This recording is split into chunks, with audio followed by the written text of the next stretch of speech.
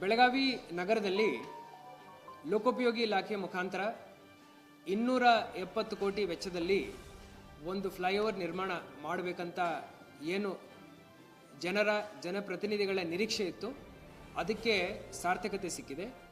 ಟೆಂಡರ್ವನ್ನು float ಮಾಡಲಾಗಿದೆ.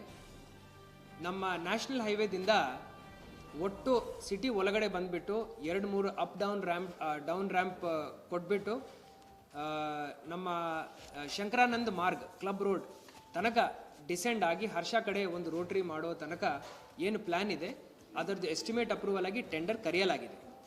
August mid ಒಳಗಡೆ ಈ ಟೆಂಡರ್ ಫೈನಲ್ ಆಗುತ್ತೆ. ಆಗಸ್ಟ್ ಅಂತ್ಯದ ಒಳಗಡೆ ವರ್ಕ್ ಆರ್ಡರ್ವನ್ನು ನೀಡಿ ಕೆಲಸ ಆಗಸ್ಟ್ ಎಂಡ್ ಅಥವಾ ಸೆಪ್ಟೆಂಬರ್ ಬಿಗಿನಿಂಗಲ್ಲಿ ನಾವು ತಗೋಬೇಕಂತ ಹೇಳಿ ಯೋಚನೆ ಮಾಡ್ತಾ ಇದ್ವಿ. ಎಲ್ಲ ವಿವಿಧ ಇಲಾಖೆಗಳ ಜೊತೆ ನಾವು ಚರ್ಚೆ ಮಾಡಿದ್ವಿ. ಇದರಲ್ಲಿ ಒಂದು ಮೇಜರ್ ಪಾಯಿಂಟ್ ಏನು ಬಂತಂದರೆ, ಮರಗಳಿದ್ದಾವೆ, ಇದನ್ನು ಏನು ಮಾಡಬೇಕಂತ ಪ್ರಶ್ನೆ ಬಂತು.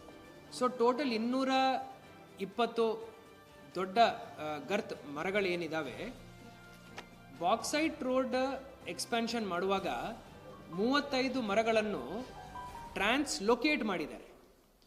ಈ ಸತಿ ಎಲ್ಲ civil society members, environmentalist, forest department officials ಹಾಗೂ ಜಿಲ್ಲಾಡಳಿತ ಎಲ್ಲರೂ ಒಂದಾಗಿ ಈ ಮರಗಳನ್ನು ಟ್ರಾನ್ಸ್ಲೊಕೇಟ್ ಮಾಡಲಿಕ್ಕೆ ನಾವು ಪ್ರಯತ್ನ ಮಾಡ್ತೀವಿ. ಟ್ರಾನ್ಸ್ಲೊಕೇಟ್ ಮಾಡಿ ಎಲ್ಲಿ ಅದನ್ನು ಮತ್ತೆ ಪ್ಲೇಸ್ ಮಾಡಬೇಕಂತ ನಾವು ಒಂದು 5 ಕಿಲೋಮೀಟರ್ ರೇಡಿಯಸ್ ಒಳಗಡೆ ಸರ್ಕಾರಿ ಜಾಗಗಳನ್ನು ಹುಡುಕ್ತಾ ಇದ್ದೀವಿ.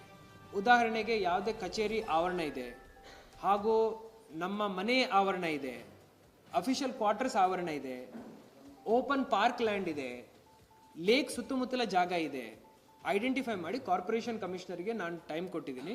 ಅವರು ಮತ್ತು ಫಾರೆಸ್ಟ್ ಡಿಪಾರ್ಟ್ಮೆಂಟ್ ಅವರು ಮತ್ತು PWD ದವರು ಸೇರಿ ಈ ಮರಗಳನ್ನು ಟ್ರಾನ್ಸ್ಲೊಕೇಟ್ ಮಾಡಲಿಕ್ಕೆ ಜನಸಾಮಾನ್ಯರ ಜೊತೆ ಚರ್ಚೆ ಮಾಡಿ ಎನ್ವೈರ್ಮೆಂಟಲಿಸ್ಟ್, ಫಾರೆಸ್ಟ್ ಡಿಪಾರ್ಟ್ಮೆಂಟ್ ಎಲ್ಲರನ್ನು ಕೈ ಜೋಡಿಸ್ಕೊಂಡು ಕೆಲಸ ಮಾಡಬೇಕಂತ ನಾವು ಯತ್ನಿಸ್ತೀವಿ.